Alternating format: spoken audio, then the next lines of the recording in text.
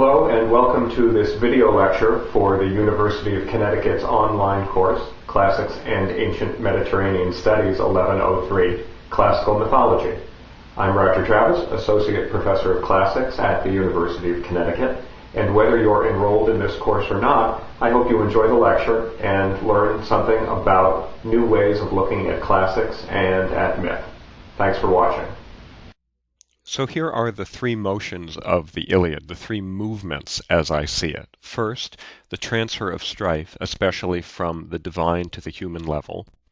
Second, the death of Patroclus, which occurs in Book 16, but which stretches its importance from the very beginning to the very end of the epic. And finally, the tragedy of Hector, which has its most important moments in Book 6, when Hector goes back to Troy and has a very moving scene with Andromache, and then in Book 22, when he's killed by Achilles, and finally in Book 24, when his father Priam comes to ransom him at the tent of Achilles.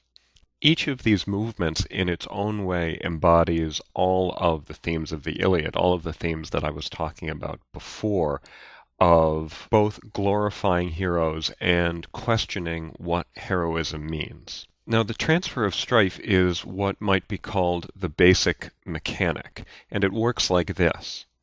The whole thing starts when Zeus and Poseidon are fighting over who is going to get to sleep with Thetis, and there's that prophecy that she is going to produce a son greater than his father, and so Zeus and Poseidon decide they're not going to sleep with Thetis, and instead marry her to Peleus, a mortal. It's at the wedding of Peleus and Thetis that the thing with the golden apple happens, which leads to the judgment of Paris, which leads to Helen getting kidnapped or going of her own free will with Paris, which leads to the Trojan War. So the whole basic structure of the Trojan War is that a conflict on the level of the gods got transferred down to a conflict on the level of people. But the Iliad makes that much more meaningful because, like I've been saying, the Iliad is actually about the conflict between Agamemnon and Achilles, which makes Achilles so mad that he decides to sit out of battle, causing all of that grief for the Greeks and eventually causing his best friend Patroclus' death. And the reason the transfer of strife describes that is that the conflict between Achilles and Agamemnon arises in a way that is analogous to the conflict of the Trojan War itself, and in fact analogous to the conflict between Zeus and Poseidon over Thetis.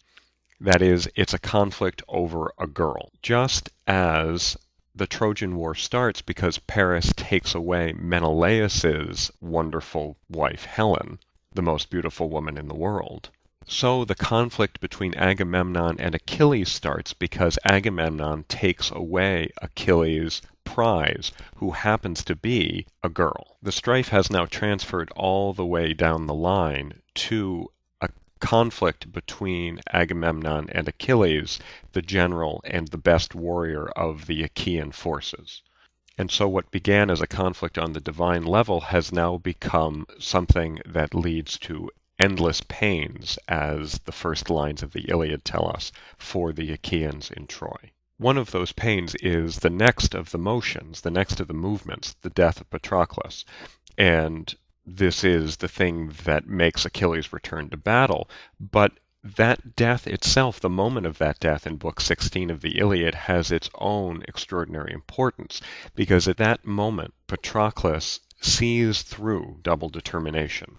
You remember double determination that I talked about way back in the first book of the Odyssey, where the gods are there not to cause the humans to do things, but rather to reflect what's going on the human level in a grand and epic way. Well, you may remember that one of the things I said about double determination is it's almost consistent enough to be called a law, such that we really should think of it as a law, but that it's not completely consistent. The moment of Patroclus' death is one of the most important moments where the bards of the Iliad actually decide that they're going to talk about what it means to have this divine level where gods are causing things and this human level where humans are causing things. Here's what Patroclus says when Hector taunts him for having gone down under Hector's spear. This is at line 844 of Book 16 of the Iliad. Now is your time for big words, Hector. Yours is the victory given by Cronos' son Zeus and Apollo, who have subdued me easily, since they themselves stripped the arms from my shoulders. Even though 20 such as you had come in against me, they would all have been broken beneath my spear and have perished. No, deadly destiny with the son of Leto has killed me, and of men it was Euphorbus. You are only my third slayer. And put away in your heart this other thing that I tell you. You yourself are not one who shall live long, but now already death and powerful destiny are standing beside you, to go down under the hands of Aeacus' great son, Achilles. Now, Euphorbus is someone that I just like to refer to as random Trojan dude, because that's really all there is to him. He's not anybody special, and so when Patroclus says to Hector, it wasn't you, it was Euphorbus, what he's saying is, you don't get the glory from this, because another guy was the guy who really took care of me. But there's something that's even more important here. He doesn't make Hector his second killer after Eubus. He makes Hector his third killer after Apollo and Euphorbus. And what that means is that Patroclus is seeing through double determination. He sees that the gods are doing bad stuff to the humans in this story. And that provides to the audience of the Iliad a kind of meditation on what war means that's really fascinating.